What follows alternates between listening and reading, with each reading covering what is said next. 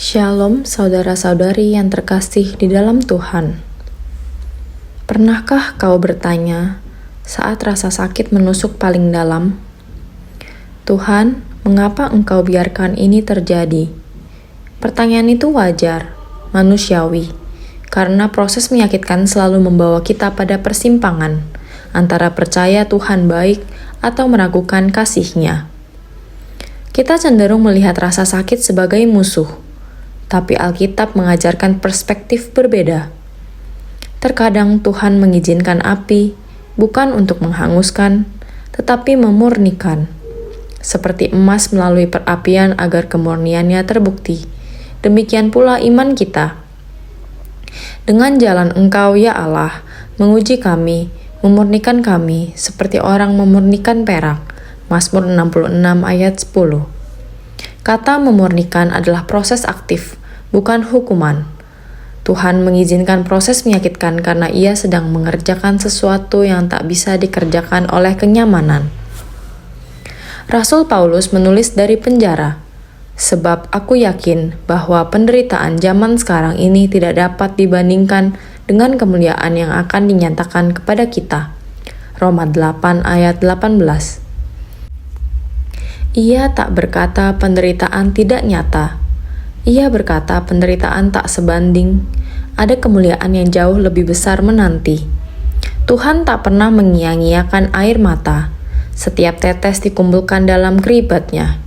Setiap proses menyakitkan sedang membentuk dalam diri kita ketekunan, karakter, dan pengharapan. Kita malah bermegah juga dalam kesengsaraan kita, karena kita tahu bahwa kesengsaraan itu menimbulkan ketekunan, dan ketekunan menimbulkan tahan uji, dan tahan uji menimbulkan pengharapan. Roma 5 ayat 3-5. Ini bukan kebetulan, ini desain ilahi. Salah satu kesaksian terkuat adalah kisah Joni Eareckson Tada dalam bukunya Joni. Tahun 1967, usia 17 tahun, Joni adalah remaja ceria yang aktif berenang dan berkuda. Sebuah loncatan salah ke air dangkal mengubah segalanya. Ia lumpuh total dari leher ke bawah, quadriplegia. Dalam sekejap, masa depan cerah berubah menjadi tempat tidur yang tak bisa ditinggalkan. Tahun-tahun awal dipenuhi amarah. Joni berteriak, "Mengapa? Apa gunanya hidup?"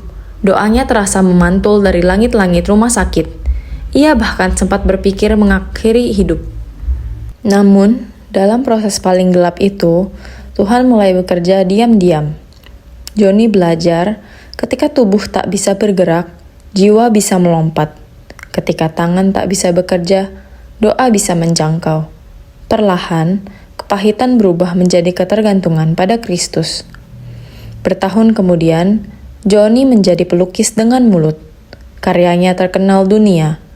Ia mendirikan Joni and Friends, melayani jutaan penyandang disabilitas. Ia berbicara di hadapan para pemimpin dunia, dan yang menakjubkan, ia bersyukur untuk kursi rodanya.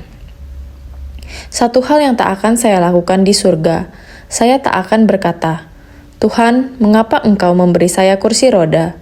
Karena melalui kursi roda inilah saya mengenal Yesus secara intim. Penderitaan adalah hadiah tak diinginkan, tapi hadiah tak ternilai. Apakah Tuhan mengizinkan proses menyakitkan dalam hidup Joni? Ya. Apakah ia meninggalkannya? Tidak. Justru melalui proses itulah ia memakainya dengan cara luar biasa. Ayub kehilangan segalanya dalam sehari. Tuhan diam selama 37 pasal, tapi di akhir Ayub berkata, "Hanya dari kata orang saja aku mendengar tentang Engkau, tetapi sekarang mataku sendiri memandang Engkau." Ayub 42 ayat 5. Proses menyakitkan membawanya pada pengalaman pribadi akan Tuhan. Yusuf dijual saudara, difitnah, dilupakan di penjara. Ketika menjadi penguasa Mesir, ia berkata, "Memang kamu telah mereka-rekakannya yang jahat terhadap aku, tetapi Allah telah mereka-rekakannya untuk kebaikan." Kejadian 50 ayat 20. Di balik setiap proses, ada tangan Tuhan merancang masa depan. Mungkin saat ini engkau berada di tengah proses yang tak kau mengerti. Doa belum dijawab, pintu belum terbuka, rasa sakit masih perih. Izinkan aku mengingatkan, proses bukan berarti Tuhan tak peduli, justru sebaliknya, Ia sedang mengerjakan sesuatu yang berharga. Seperti tukang periuk, kadang ia harus menekan tanah liat, membentuk ulang, bahkan menghancurkan untuk memulai lagi. Tapi tangannya tak pernah lepas. Seperti tanah liat di tangan tukang periuk, demikianlah kamu di tanganku. Yeremia 18 ayat 6. Proses menyakitkan adalah tangan sang penjunan membentuk bejana indah. C.S. Lewis menulis, Tuhan berbisik dalam kesenangan kita, berbicara dalam hati nurani, tetapi berteriak dalam penderitaan kita. Penderitaan adalah pengeras suara Tuhan untuk membangunkan dunia yang tuli. Jadi, mengapa Tuhan mengizinkan proses menyakitkan? Bukan karena Ia kejam, bukan karena Ia tak peduli, tetapi karena Ia terlalu mengasihi untuk membiarkan kita tetap seperti adanya. Ia ingin kita mengenal Dia secara intim, ingin karakter Kristus terbentuk dalam diri kita.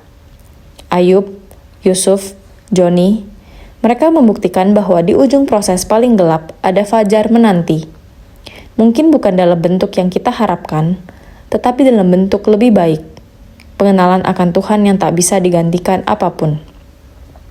Jika hari ini engkau sedang melalui proses menyakitkan, ketahuilah, tangannya tak pernah lepas.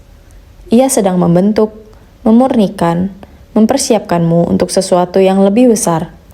Kelak, kau akan berkata seperti Joni, "Terima kasih Tuhan, engkau menjawab dengan cara yang lebih baik." Percayalah pada prosesnya, tetaplah dalam tangannya, karena proses menyakitkan ini akan menjadi kesaksian tentang kasih setianya yang tak pernah berakhir. Dan langkah iman untuk tetap percaya di tengah proses dapat kau lanjutkan sekarang dengan satu doa. Tuhan, aku percaya Engkau sedang bekerja. Amin.